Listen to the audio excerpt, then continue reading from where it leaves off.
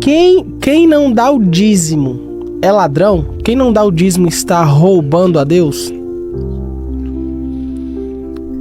Como é que nós fazemos essa pergunta para uma igreja que não conhece sobre esse assunto? A igreja brasileira, 99,9% da igreja brasileira só dizima por causa do sistema religioso. O que é o sistema religioso? A repetição de processos que eu só faço porque quando eu cheguei já era assim. Então por que as pessoas dizimam? Porque quando ele chegou todo mundo dizimava, a maioria não sabe nem o que significa isso. A igreja brasileira não ensina sobre dízimo. Põe isso na sua cabeça. A igreja brasileira pede às pessoas que dizimem. Isso é diferente de ensinar sobre o dízimo. A maioria das pessoas na igreja brasileira não entenderam,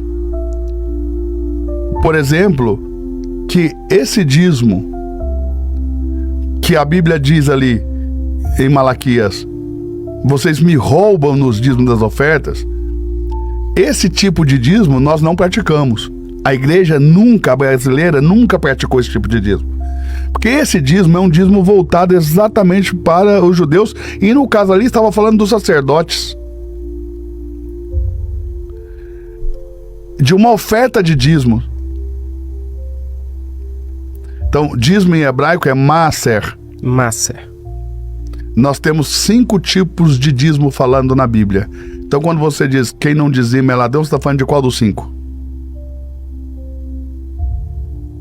Porque existe o primeiro dízimo, que é chamado Maaser Rishon, que é o primeiro dízimo, é chamado dízimo dos levitas.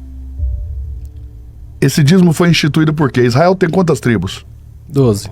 Não, Israel tem 13 tribos. 13? E 12 territórios tribais. Vê como muda? Tem uma tribo que não tem terra, que é a tribo de Levi. Não tem terra? Não, os levitas não têm terra, eles foram espalhados nos 12 territórios tribais, nas outras 12 tribos. Porque Jacó teve 12 filhos. Um deles, José, foi dado por morto. Quando Jacó reencontra José no Egito, ele adota os 2 filhos de José, Efraim e Manassés, que se torna a casa de José. Como ele adota, ele traz aqui no meio da sua perna, faz o juramento, eles passam a ser seus filhos. Então agora Jacó não tem mais 12 filhos, ele tem 13. Porque José tinha sido dado como morto, mas ele adotou 2. Então você tem agora o 12º e o 13º, que é Efraim e Manassés, que compõem a casa de José. A tribo de José são 2 tribos, Efraim e Manassés. Veja bem, então agora você tem 12 territórios tribais, 13 tribos, Levi espalhada nas 12 tribos. E qual era a função dos levitas? Cuidar do santuário de Deus e das funções religiosas do povo. E eles não podiam ter terra. Não poder ter terra é como se eu dissesse para você hoje assim, ó, você vai servir de tempo integral na igreja e você não pode trabalhar fora. Aí você vai perguntar, qual que é a primeira coisa que você vai perguntar? Como é que eu vou sustentar minha família? Sim. Então Deus instituiu o dízimo. Paga-se aos levitas 10% dos rendimentos dos filhos de Israel, uma nação inteira, espalhada em todas as tribos, para que eles possam se sustentar e cuidar das funções religiosas e do santuário de Deus. Então esse é o dízimo do levita. É justo ou não é? Eles não podem ter terra, eles não podem plantar, eles não podem colher.